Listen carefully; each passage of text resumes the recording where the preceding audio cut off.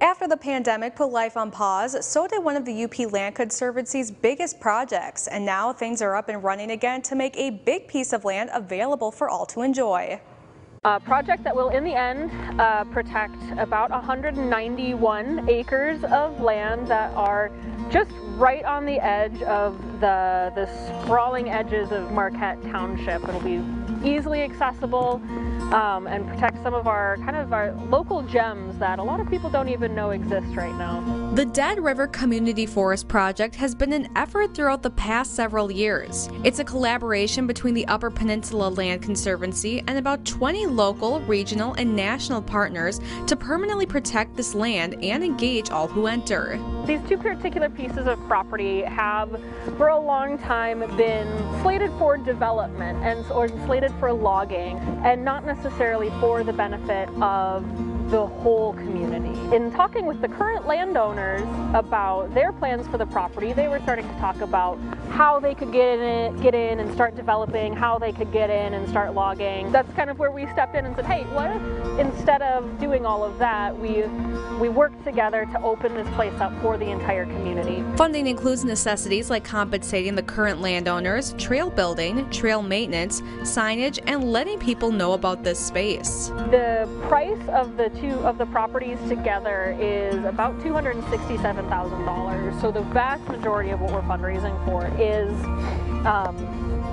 the purchase of the properties. The McClure Basin Association is actually very generously donating this 25.5 acre portion of the 191 acres as match to that $90,000 grant. So we've already received $90,000 from the U.S. Forest Service.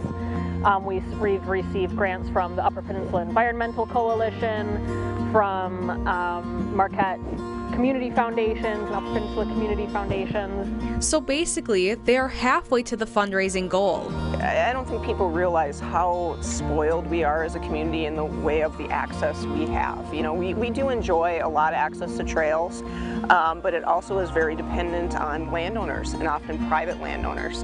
You know, so a project like this where it's being purchased for public access, for preservation, you know, these projects are few and far between. The No Keweenaw Trail Network has been a partner in this project. Their role is centered around the development of trails to help people connect with the property. You know, it's got bridges that people like to come and enjoy. You know, typically they come, they take their picture off the bridge or the old bridge, and they leave.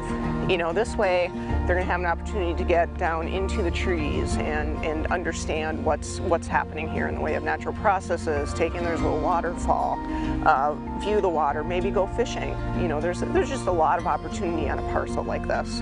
Hawesworth says they've noticed about a 30% increase in their trails being used over the past year. People are going to get out into nature in one way or another, and what trails do, they tend to guide people where the tread is good and the trail can be built so it's sustainable. There are lots of ways for the community to get involved, and there will be continually more opportunities for the community to get involved. So if folks out there are interested in having direct say on what happens on these properties or how that happens on these properties, we would love you to contact us and get involved. As we're going throughout the summer, we'll be hosting community input sessions. We're not exactly sure how that's going to look right now. And then, of course, once we have purchased the property, once we've fundraised all of the necessary